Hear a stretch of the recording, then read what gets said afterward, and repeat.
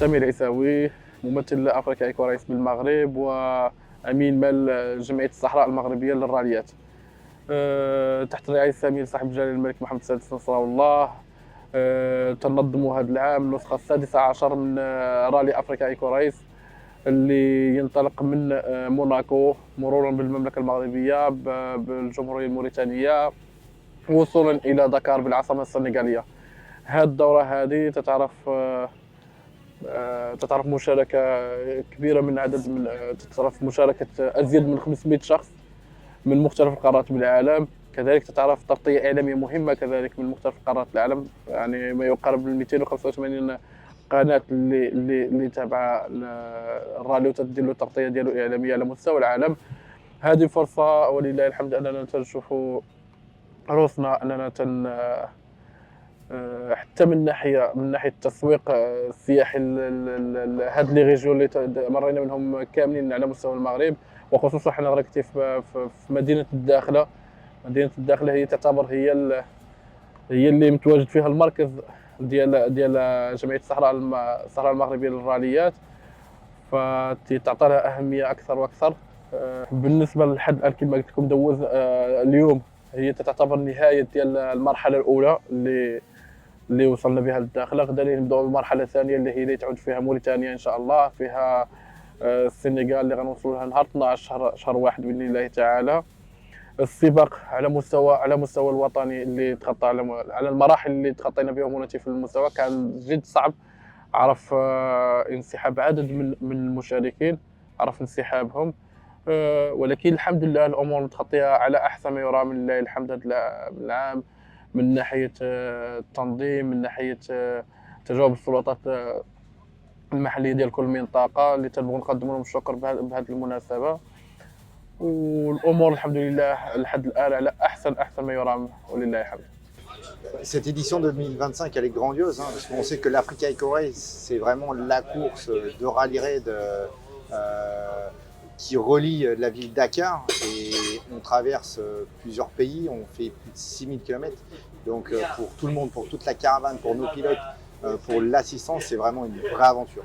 Et elle commence très bien, c'est-à-dire en tout cas pour nous, pour notre part chez Yamaha, certes on a perdu un de nos pilotes officiels qui va très bien, Paul Tarès, et on a Alessandro Buturi justement qui joue aux avant-postes, donc journée de repos à 1 minute 30 derrière le leader. Donc la deuxième semaine s'annonce captivante au niveau du sport sportif, et dans notre catégorie amateur, dans notre catégorie justement des personnes qui viennent découvrir le sport, qui viennent découvrir l'aventure, qui leur rêve arriver à Dakar, et aujourd'hui ils sont tous présents, ils sont tous là, le sourire, et on est très content d'être à cette journée de repos à Darla, près de la frontière, on peut dire près de la frontière mauritanienne, même si demain il nous reste 400 km à arriver jusque là, mais oui, impatient d'être demain, impatient de rentrer en Mauritanie, et impatient justement de raconter les histoires sportives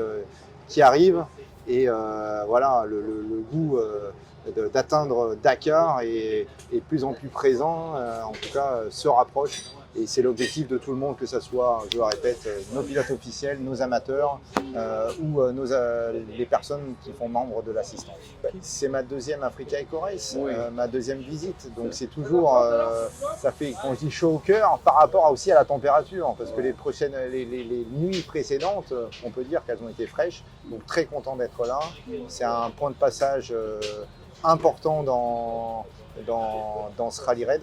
Et oui, Darla est une ville importante, touristique, puisqu'on connaît avec tout le sport de voile, cette fois du kitesurf. On sait qu'il y a beaucoup d'activités autour de ça.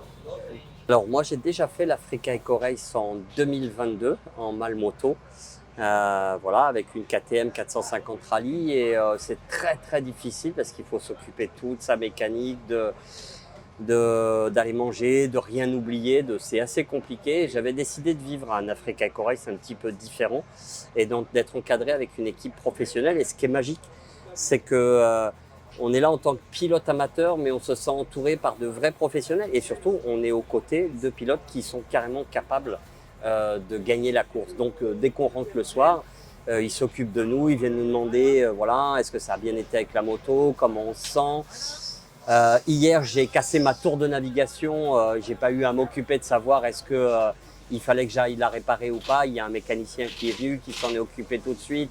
Il contrôle les pneus, la tension de chaîne, la tente est déjà montée. Enfin bref, je dirais pas que c'est du confort parce que ça reste une course très difficile, mais l'attention portée fait que ça nous aide à essayer d'aller jusqu'à Dakar.